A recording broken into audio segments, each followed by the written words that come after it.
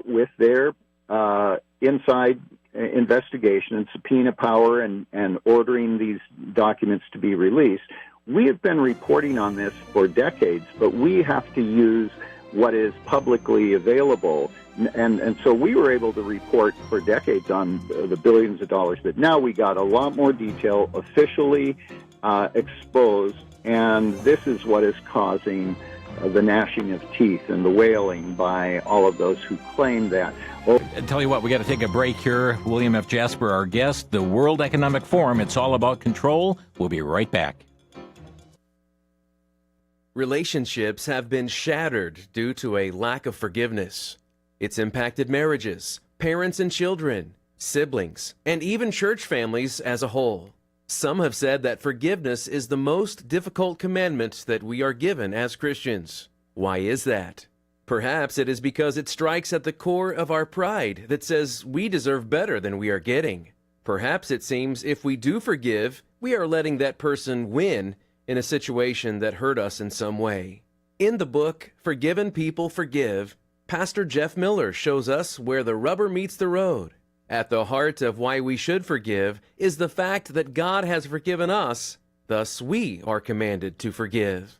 It's so easy for bitterness to take root in a heart that is unforgiving. Forgiven People Forgive is available for a donation of $9 or more to VCY America. Call 1-800-729-9829.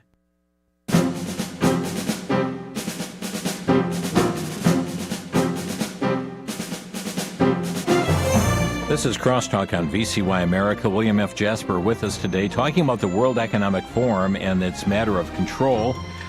Bill, in the last segment, you spoke about the July 2025, the New American issue, in which you did quite a spread on this. Are copies of that still available, that people can order that somehow? Oh, yes.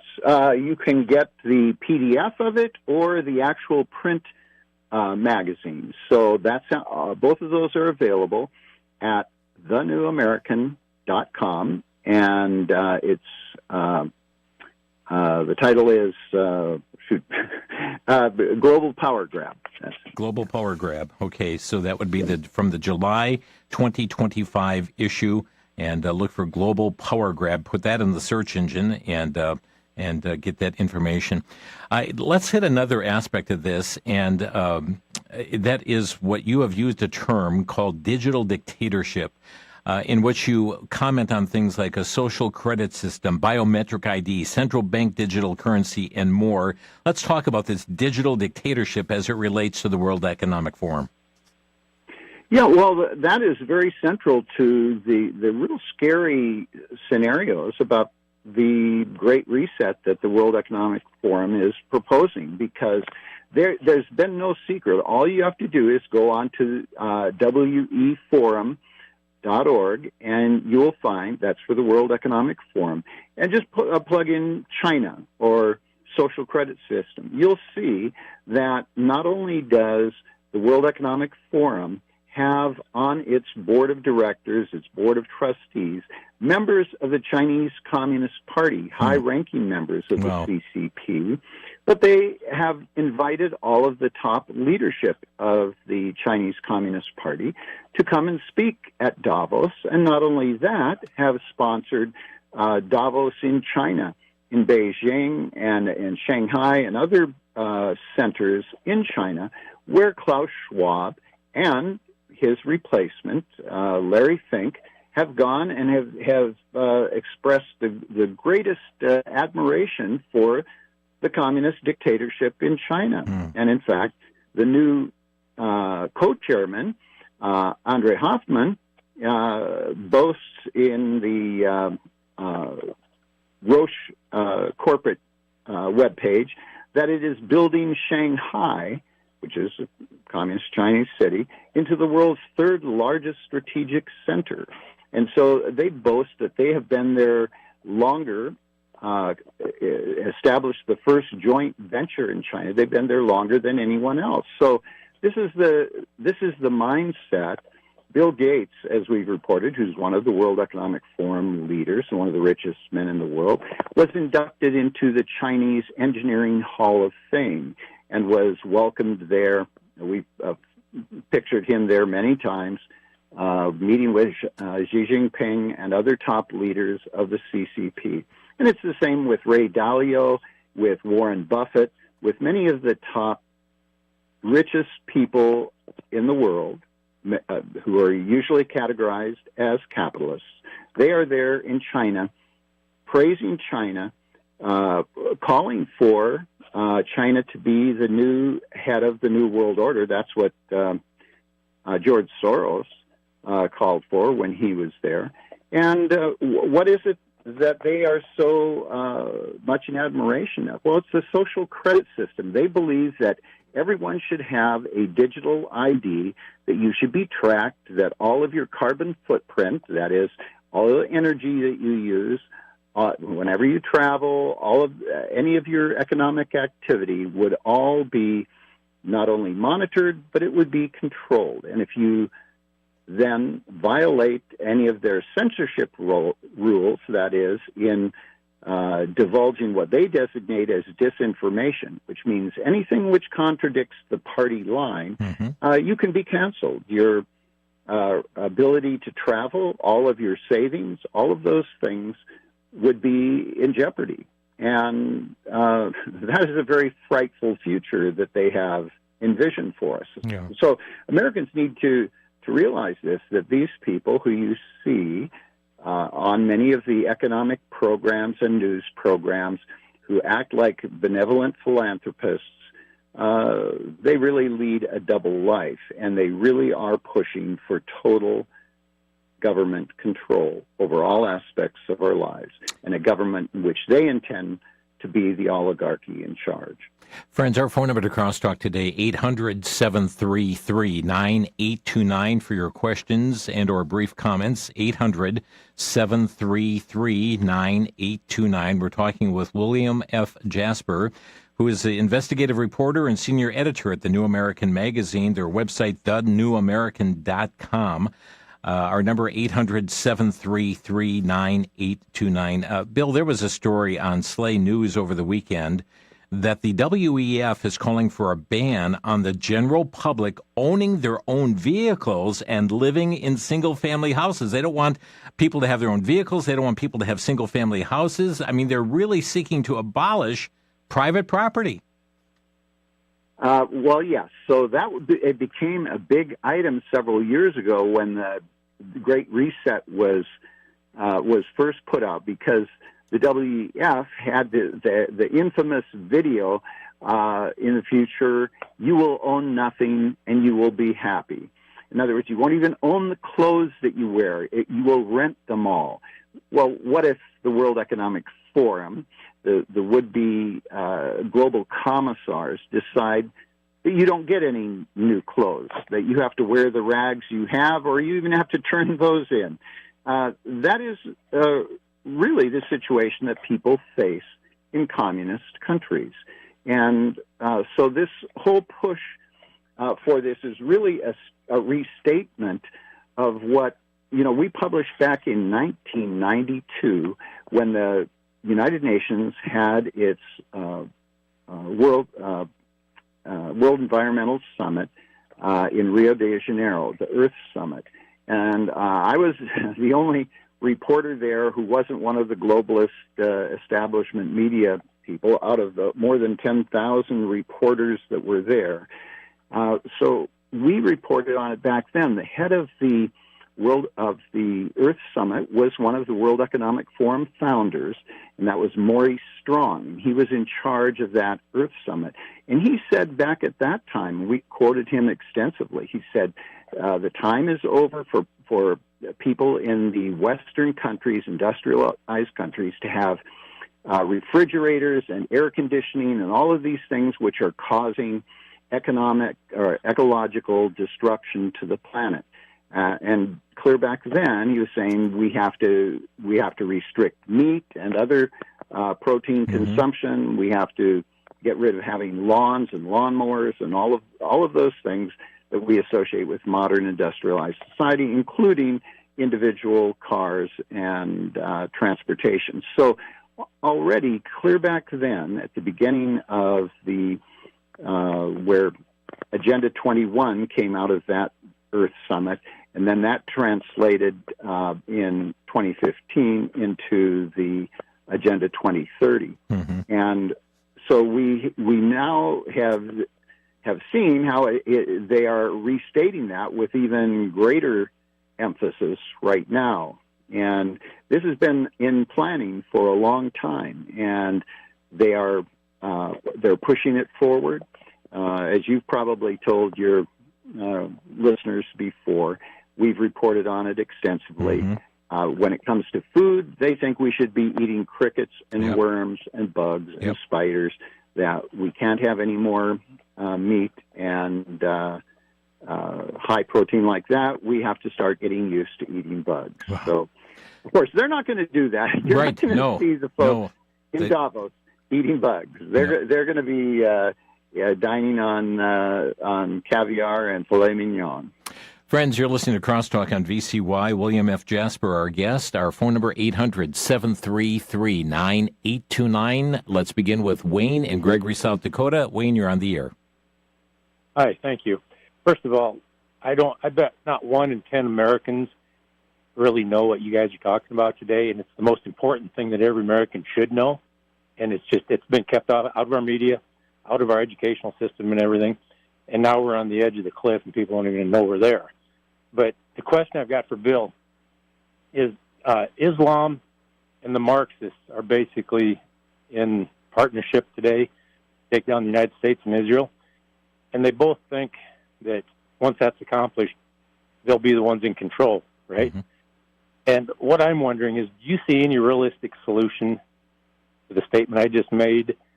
Or, as I believe, I think is just biblical prophecy coming into focus. Thank you, Wayne. Thank you for your time. Yeah, many refer to it as the red-green axis, Bill. Right. That's we've been referring to it as that for many years, and have done quite a few stories on that. Some of the earliest digging out showing that the Communist International, which goes back to the 1920s, after the Bolshevik Revolution of 1917, that Comintern, or Communist International, was run by the NKVD, which later morphed into the KGB and today is known as the FSB. They have had a program all along of persecuting religion. Primarily, we know about it in the West because of persecution of Christians of all denominations.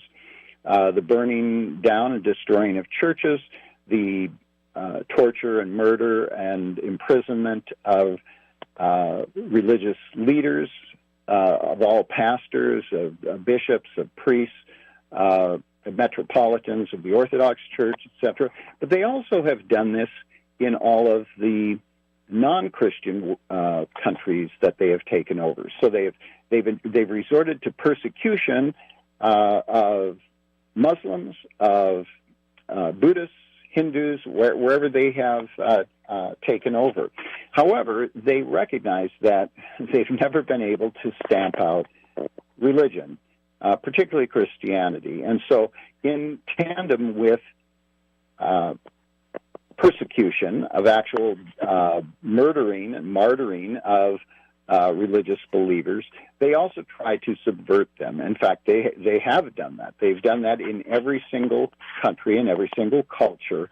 And they ran into very strong resistance in many of the Muslim countries because the communists were recognized as being atheists. And so many of the Muslims fought back, and Lenin complains that all of his communist leaders that he's sending into Turkmenistan and Tajikistan are being murdered by the Muslims. And so they realized that with the Muslims, as with the Christians, as with the Jews, as with the Buddhists, that they had to infiltrate and subvert them as well. And so today, in dealing with the situation in around the world where we have militant Islam, we are dealing in some cases with actual resurgence of Islamism, because that has ebbed and flowed since the 7th century when Islam first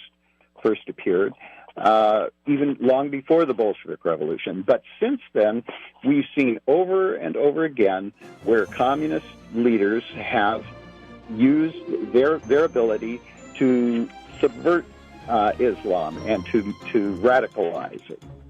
And really to go to the tenets of Islam, as we've talked about so often here on Crosstalk here with Usama Daktak and Shahram Hadian and others. Friends, we'll take more of your calls after the break. The number 800-733-9829. Back in a minute. For the Worldview Report, I'm Brandon House. Our website's worldviewtube.com. Over the Labor Day weekend, President Trump stunned a lot of people with a post on Truth Social. He is saying that he wants to get to the bottom of the COVID shot. He has bragged for years about warp speed and what a great success it has been.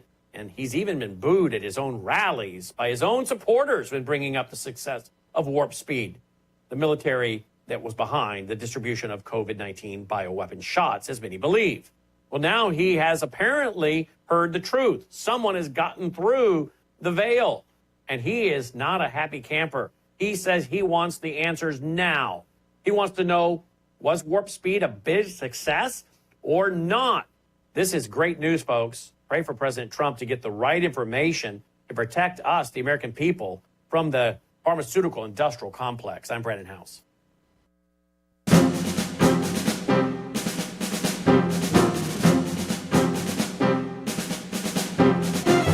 William F. Jasper, our guest here today on Crosstalk. We're talking about the World Economic Forum, and it's really all about control and talking about a number of aspects over our entire way of life and life not only here in the United States but around the world as well. Let's get right back to the phone lines. Jeff is calling from Fond du Lac, Wisconsin. Jeff, you're on the air. Hi. As I've learned on the Crosstalk program, there's been a movement before the UN to take over, have the United States take over everything from Panama to Greenland and make it a one trading partner, kind of like Europe did. Now that we have a president that is literally, as we speak, assembling a military to invade Central America and has openly admitted that he wants to make Canada the 51st state and conquer Greenland. I'm wondering if you now support this movement to make North America one trading partner in alliance with the New World Order. Oh, thank you, Jeff. And that's about a 3-hour discussion here, William. But in well, it's a very important point, yes. And it is a concern. So, okay. President Trump has done some amazing things. As I said, during our lifetime, we haven't seen this kind of movement against the New World Order that he has taken. However, there are some concerning things. Let me just tick off briefly some of the things that your colleague, that Jeff, mentioned. Okay, the Canada thing. I would be opposed to. We would be opposed to. Having the U.S. militarily take over Canada or to bully them into joining with the United States.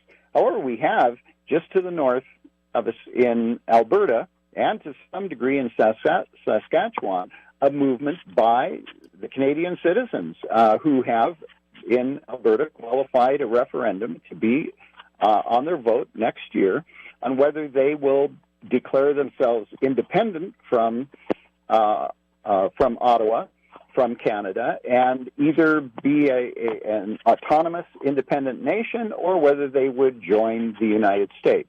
Now, if they decide to do that on their own, and they have very good reason, many of them, for doing that. They've been robbed by the Trudeau government and the other governments before and after him for decades, and they've had it. So they say they're going to either go independent on their own or they're going to join the United States.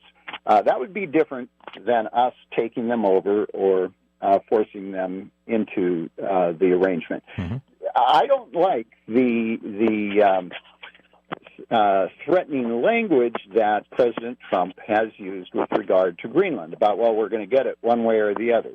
That isn't how we do business here, and that's probably, from his standpoint, a way of negotiating in tough language.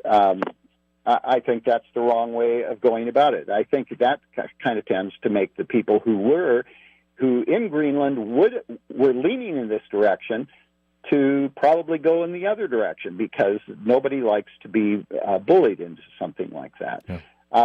The situation in Venezuela is something entirely different, and we don't have all of the access to the information, the intelligence information, the military intelligence information that the president does. But under proper circumstances, could he be justified in military deployment against Venezuela? Absolutely. And I don't know at this point whether the information that he has indicates that Venezuela is directing the Tren de Agua and other drug cartel offenses against the United States, but that is a credible charge, and so those are not necessarily contradictory to everything that we've been talking about here previously. Yeah, thank you for the call. I know you probably have more you'd like to ask, but we're going to have to move on here. There's another call in just a few minutes left, and we also had conducted on Crosstalk at one time a full interview pertaining to Panama as well with William Jasper, and you can go back to we just rebroadcast that in early June of this year. If you go to crosstalkamerica.com, put in the word Panama in the search engine, and we conducted an interview called Reclaiming the Panama Canal. We're going to squeeze one last call in, and this is Mark calling in from Monroe. Mark, you're on the air. Yeah, Proverbs 22:7 tells us the borrower is servant to the lender. Mm-hmm. My question is how can we possibly remain independent if we are $37 trillion in debt, and especially when the debt's going down, if that's not going into susceptibility to bondage, I don't know what is. Yeah, that's a great point, Mark. Thank you. And Bill, we've got 90 seconds. Go ahead. Okay, absolutely true. You put his finger on a very important point, something we've been stressing for decades, that we cannot spend ourselves into prosperity. We cannot continue this. And so this is one of the areas that President Trump really has to tackle. And he's trying it in several different ways with the tariffs, but the spending has to be brought under control.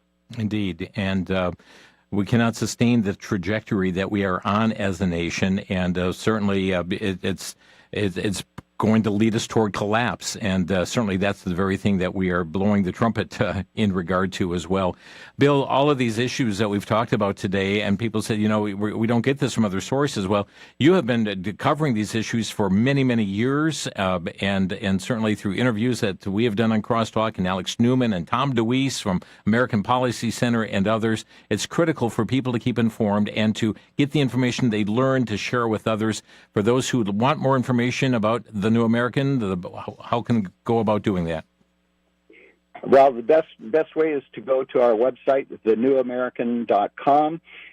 We have videos, interviews, documentaries, news stories up there, new every day, and we have access to our monthly magazine, as well as our Insider Report, which I edit every week. That's available online at thenewamerican.com. Bill, thank you so much for carving out the time to be with us today. Thank you, Jim. William F. Jasper, our guest today, again, investigative reporter and senior editor at the New American Magazine. And friends, more of an educational piece today to warn you about the World Economic Forum. It's all about control. And really, you're targeted your private property under attack. Thanks for listening. Crosstalk via satellite and the internet from VCY America. Views expressed may or may not be those of this station. For a CD of today's program, send a donation of $6 or more to VCY Tape Ministry, 3434 West Kilbourne Avenue, Milwaukee, Wisconsin 53208, or download by RSS or podcast from crosstalkamerica.com. And join us again for Crosstalk.